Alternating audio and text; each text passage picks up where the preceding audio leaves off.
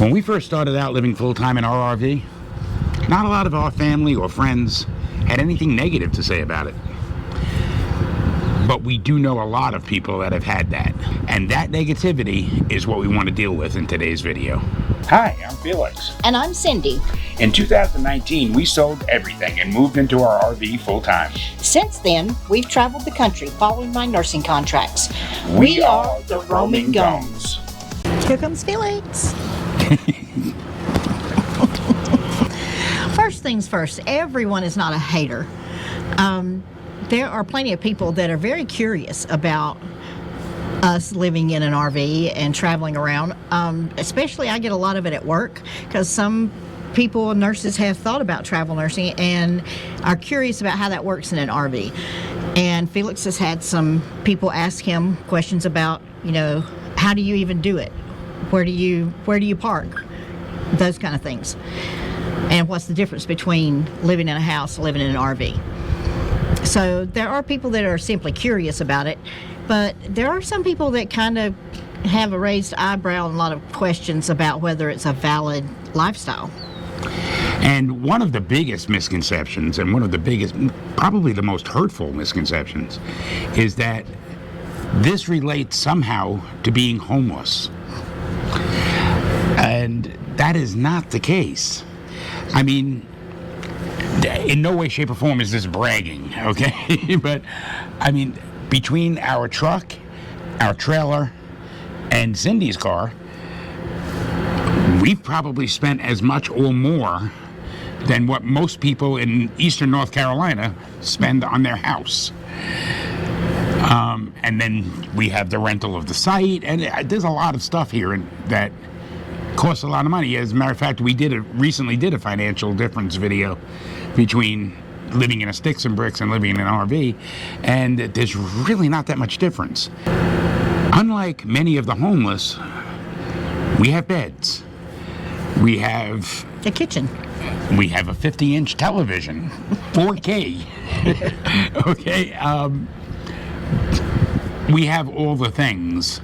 It's just that we choose to live our life in this. Yeah. And looking out to beautiful scenery and seeing places that we haven't seen before. Then there's the group that are very critical and somewhat judgmental of people that decide to take their families on the road in an RV. There's the whole, how can you deprive your kids of a normal life, and like, what's so great about a normal life? But we have seen examples of people's kids on the road that have just been great. These kids get to see things that I never got to see as a kid. Me either.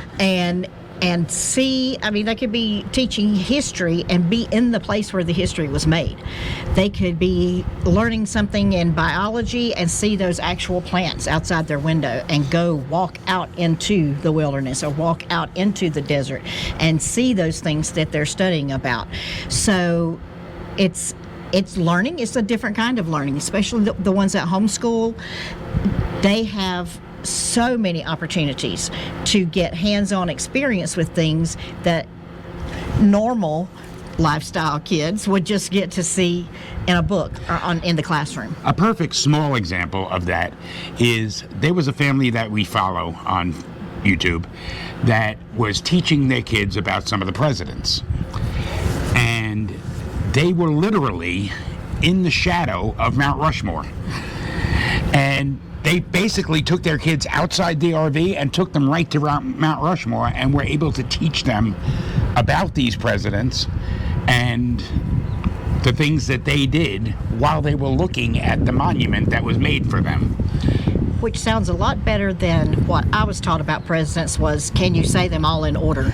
Right. Just memorizing a list of presidents. That's a lot of the extent of what American history was just memorization of things, where if you're there and you're traveling to these places, you get to see what it is you're talking about in real life. So how do we combat this? How do we keep people from affecting us with their negative views of the lifestyle that we've chosen to lead? Simple. Education is key. You need to keep the people that are being negative educated. If you're just starting out and you're starting to go look at RVs, take one of them with you. Let them see, in some instances, the luxury that you're going to be living in. We have a king-size bed.